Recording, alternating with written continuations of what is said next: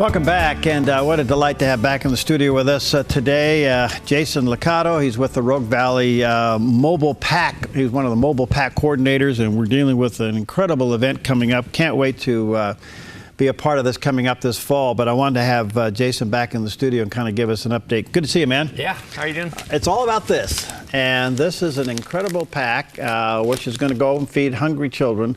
But tell us about your project overall.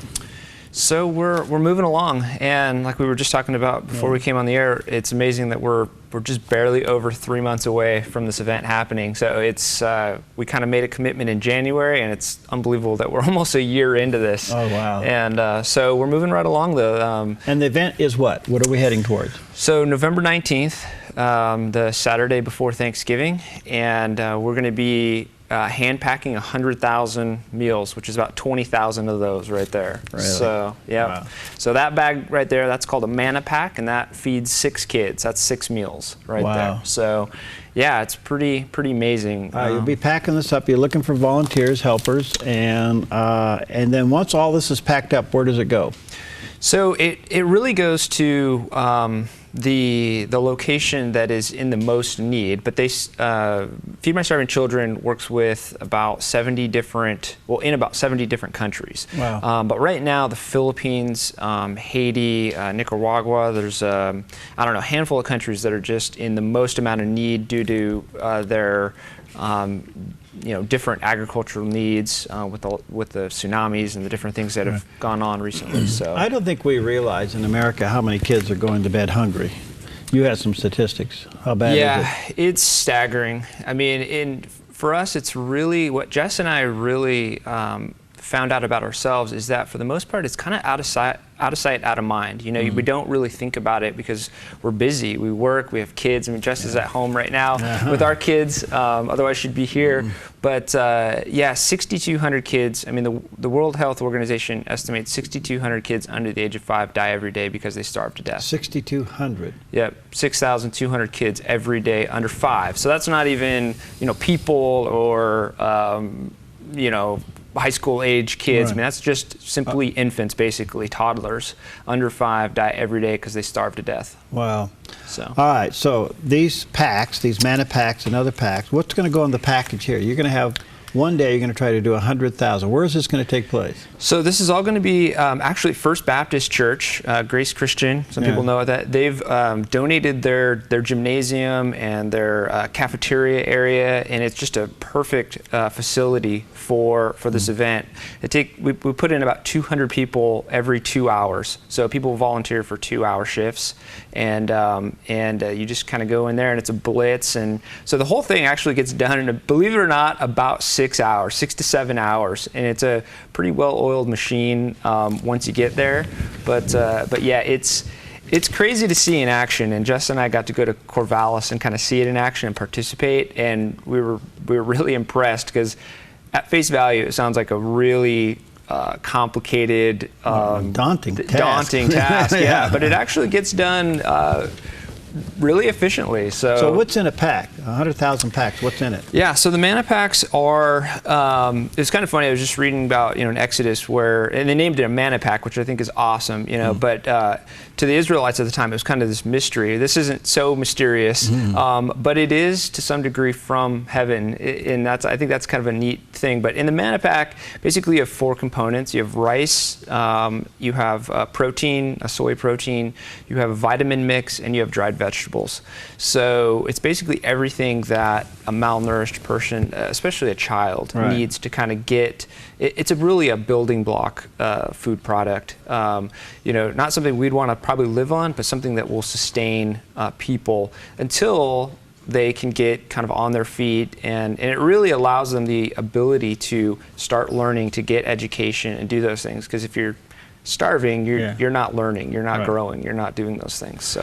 All right, so coming up November 19th will be this incredible day. How do people volunteer to this, Jason? So right around October 1st, our online registration will open up, and people can go to our website, rvmobilepack.com. and there's a link to volunteer, and you sign up. And one of the things that we're excited about is the family event. We've tried to really push that. I mean, the two things that have driven this whole project from the beginning is we want to feed kids, and we want family involvement. You know, we think this is an amazing opportunity for families to get together and serve. So October 1st is right around there is when people can start signing up, and families, youth groups. I just had a youth leader say he's going to get his whole junior high group to come out and have it be a serving day for them, so they can experience what it's like to kind of get their hands dirty and serve. I just can't say enough about this project. And of course, theDove, we're going to be there helping and try to keep you informed as we get closer to November 19th. But this pack is really something, and this will feed 6 children. Yep. And it's hard for us to believe that a little pack like this can have such an impact on a child's life. And so you're going to put together 100,000 packets. How are they going to get distributed from there? So Feed My Starving Children, they work with embedded missionary groups and NGOs, and long-established groups, and so they kind of coordinate a lot of that. So our base that we're working with is out of Arizona. So the Arizona base, they primarily work with Haiti and the Philippines and some of the Asian area countries. So I don't know all the details surrounding that, but they work with organizations that have been there for a long time, that kind of know, they're the boots on the ground and know how to distribute the food in a way that makes the most sense. So. Well, this is terrific for a lot of reasons. I think you make a great point by getting the family involved. So if your church isn't aware of this, maybe you could be the contact person for your church. You can go to your pastor and maybe sit down and say, hey, look, we ought to get our team to sign up for this and be a part of it. But it's at a family event. The closest thing to this is probably Operation Christmas Child, the shoebox thing. Yeah. Which is a whole nother incredible outreach worldwide. But this is actually food in the tummy of a child that otherwise most likely would starve to death. Yeah. And how do you sustain this? I mean, once these go out, I mean, I'm sure they look at that. Right. Yeah. So, well, the whole project is volunteer driven. So as long as people continue to say starving kids is not okay, as long as we continue to keep this on the forefront of our mind and understand that a simple one Saturday can make a difference, as long as that continues to happen, this is something that can continue to happen. I mean, really, it's that simple, and they've built it on a volunteer platform, and so it just takes people saying, yeah, we want to get involved.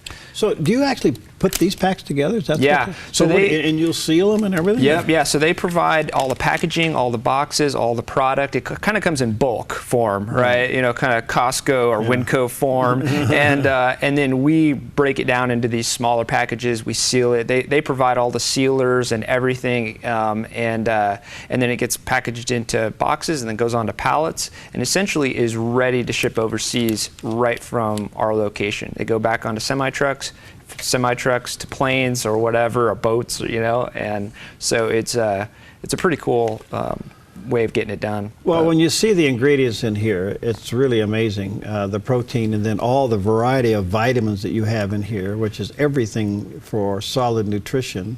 0 trans fat, which is great. 0 cholesterol problems, all of that.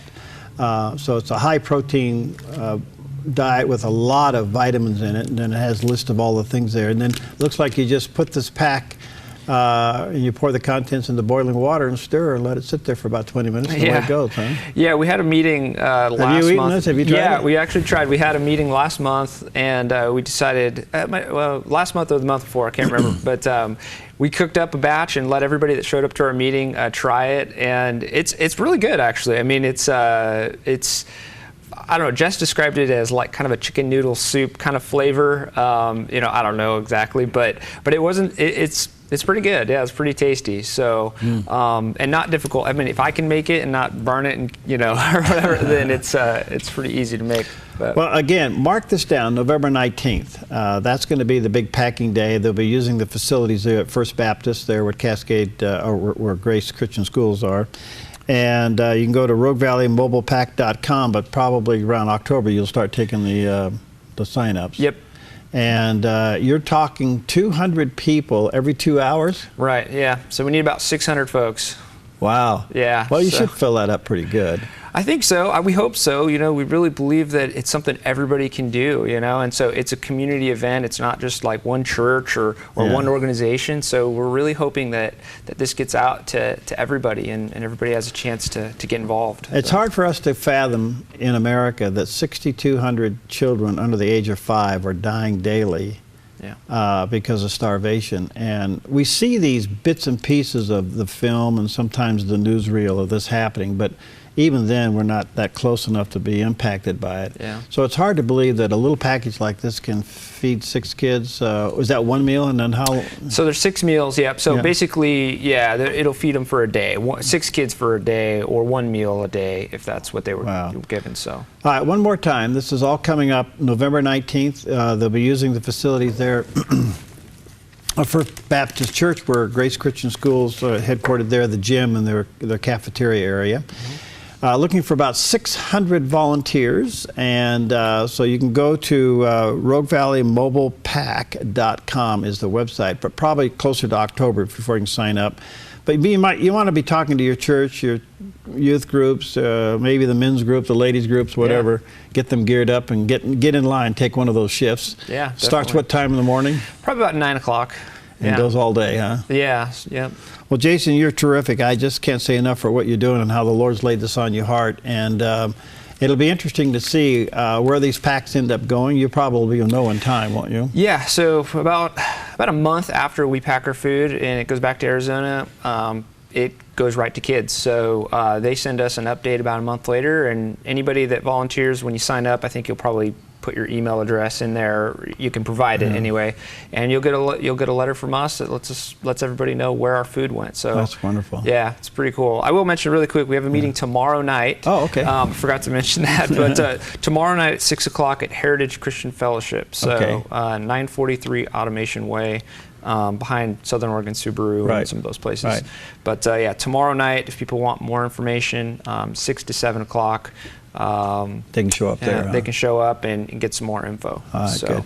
Well, thanks. Let's stay in touch. Keep me posted, okay? Absolutely. All right, we'll be right back.